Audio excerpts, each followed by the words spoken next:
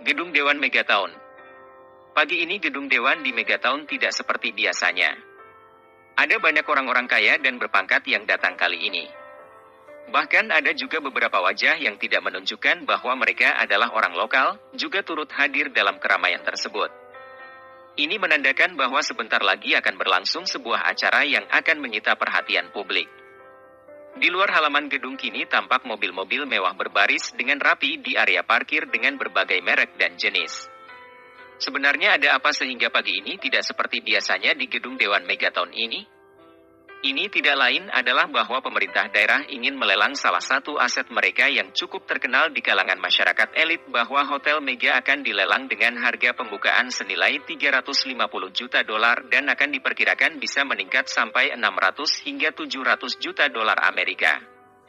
Hotel Mega ini adalah proyek pertama yang dibangun oleh seorang pemuda jenius dari Metro City bernama Wilson William.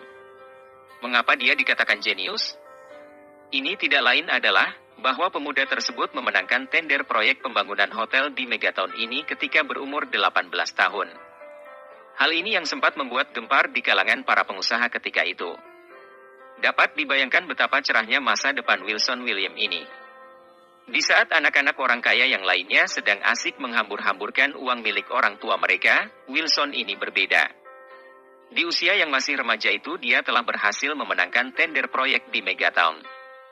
Sukses menyulap Mountain Lotus di Star Hill menjadi tempat tujuan para kalangan elit. Membantu merealisasikan mimpi Leon Smith membangun Lotus Mansion. Dan banyak lagi hal besar yang telah dia lakukan ketika masih hidup. Jadi, tidak heran ketika dia terbunuh, banyak di antara orang-orang besar yang merasa kehilangan. Namun, tidak sedikit juga yang merasa bersyukur atas terbunuhnya orang tua kandung Jerry William ini. Antara orang-orang yang merasa sangat senang Wilson William ini terbunuh adalah Robin Patrick, keluarga Regnar, Ramendra dan banyak lagi.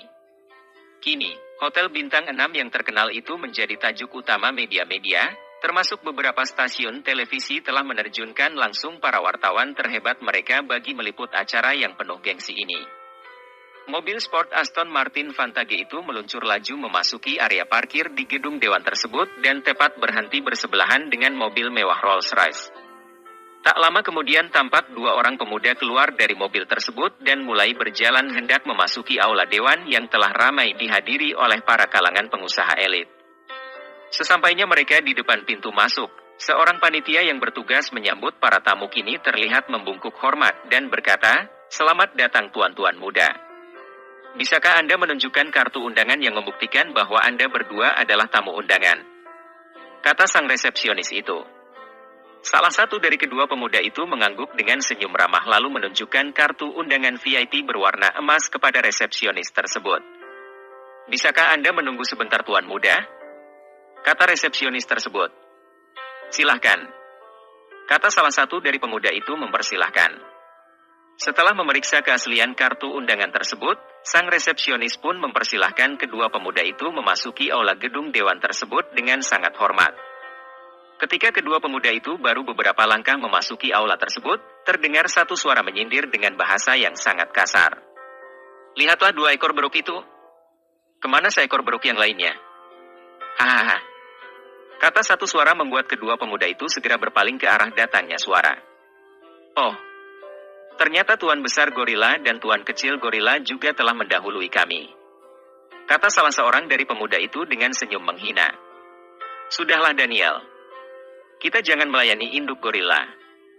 Nanti kita jadi ikut-ikutan menjadi gorila pula," kata seorang pemuda lainnya sambil menegur sahabatnya yang bernama Daniel itu. "Ah kau ini Rian. Bagaimana mungkin beruk bisa menjadi gorila?" "Yang benar saja," kata pemuda bernama Daniel itu kepada sahabatnya yang bernama Rian. "Kau harus sopan kepada orang yang lebih tua dari MU Daniel," kata Rian berpura-pura menegur. Orang tua seperti ini tidak perlu diperkalukan dengan sopan. Yang tua harus menyayangi yang muda. Maka yang muda pasti akan menghormati yang tua. "Bapak dan anak gorila ini apa pantas untuk dihormati?" tanya Daniel sambil mencibir. "Kurang ajar. Apa kalian sudah bosan hidup heh?" kata lelaki tua itu sambil mengepalkan tinjunya. "Oh, aku sangat ketakutan sekali dengan Anda Tuan Ramendra. Karena tangan Anda telah banyak berlumuran darah. Apakah kau juga akan membuang bangkaiku ke bawah jembatan? Tanya Daniel dengan berpura-pura mundur ke pojok ruangan seperti orang ketakutan. Sudahlah ayah.